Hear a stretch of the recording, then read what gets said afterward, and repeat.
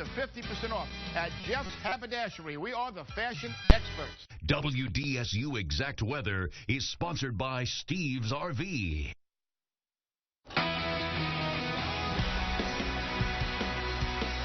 Studies show that one of the most successful and cost-effective programs for out-of-school youth is the National Guard Youth Challenge program. The mission is to intervene in the lives of 16 to 18-year-old high school dropouts, giving them life skills and education. And this morning, we are joined by the honorary board co-chair, Senator Mary Landrieu. She's in our studio to tell us more about this. Good morning. Good morning. Let's talk about helping so many high school dropouts get on the path to success. That's what this program is about. Yes, it is. And tonight we're celebrating the 20th anniversary of really an extraordinary program. We are so fortunate to have 3 here in Louisiana that give young people between the ages of 16 and 18 a chance to turn their lives around. These are kids that have dropped out of school, given up on themselves, or their families have given up on the kids. The National Guard, which does so much for us, as you know, steps up and takes these children in to a residential program, and then through a mentorship program for a year after the 5.5 months residential program, and turns these kids' lives around. And the rate of success is just phenomenal. So we're celebrating tonight here at the World War II Museum, and we've got the former chair of the National Guard Bureau with us, and our tag here tonight. Wow, there's a lot to celebrate. The gala is tonight, a very special MC. Yes, absolutely. We're so happy to have Mr. Robinson with us tonight, and he's been terrific. And you know, with his military background, absolutely, he has been a stalwart supporter of this program. And you know, we have an epidemic of high school dropouts in the country. Now, Louisiana's really struggled as well. Now, our schools are getting better. Particularly in New Orleans, we're seeing our graduation rates go from 30% or 40% to 100%. But that is not true all over the country. And still, we have work to do here in this region and in our state. So the National Guard program has really stepped up. We've graduated over 100,000 children, LaTanya, since this program started. That is amazing. And we graduate about 1,400 from Louisiana every year. So we want to support the program. Yes, we need industry to step up. And I thank the station for, for giving us the opportunity to promote it. Let's switch gears a little bit and talk a little bit about flood insurance. We know that you authored a bill that directs FEMA to give communities that have perhaps updated flood protection system, levees, you name it, any of these projects with updated flood protection systems, maybe not labeled as federal protection, but to give them a break. Tell us more about it. Well, as the viewers know, unfortunately, there are some homes that are going to see exorbitant rates go up in their flood insurance bill. And this was prompted by a, quote, reform act that Congress passed 2 years ago.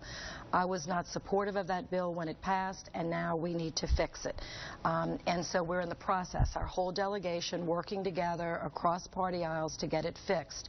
Now, the language that I was able to put in my bill, which is the Homeland Security bill, I'm the chair of that committee, so it was not difficult for me to include this language, gives us a 1-year reprieve on grandfathered homes.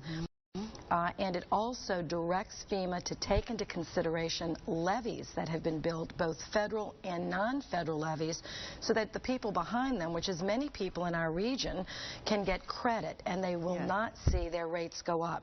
But we're not out of the water yet. We've still got a battle to convince a majority of Republicans and Democrats from around the country that we need this reform law fixed. Because there is opposition. There is opposition. Unfortunately, this bill passed out of the Banking Committee in the Senate 2 years ago with unanimous support. The Bigger Waters bill passed with large support in the House 2 years ago. But I don't think people realized when they passed it, what was happening. Now, I put in a strong statement against the bill. I would have voted against it if I had a chance, but it was put into a package we couldn't vote against. But anyway, here we are fighting now, but our delegation is united. But what we need, the Alabama senators, we need the Mississippi senators, we need Texas senators to stand up and say this is not fair to residents in coastal areas in these homes for 20, 30 years. And we've heard they sell their homes. If they can sell their homes, they will lose.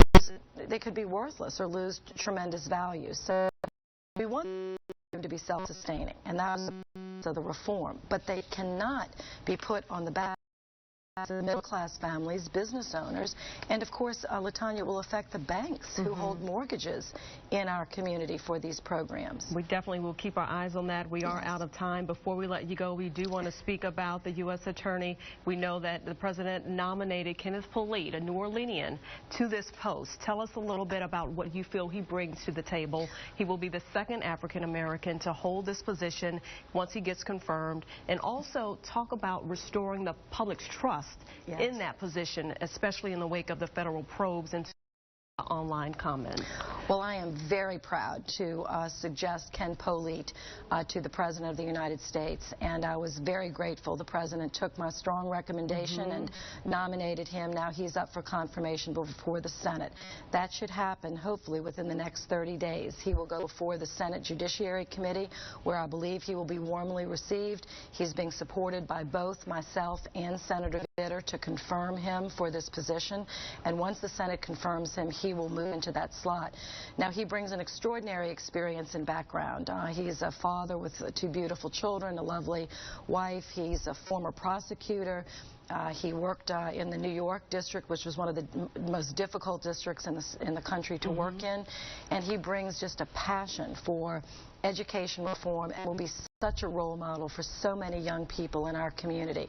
So I'm excited about it. I think the President, I'm very happy he took my strong recommendation. So thank you, and we should get him confirmed shortly. All right. Thank you so much for joining us, Senator Mary Landrieu, in our studio this morning. For more information on tonight's National Guard event, just log on to ngys.org.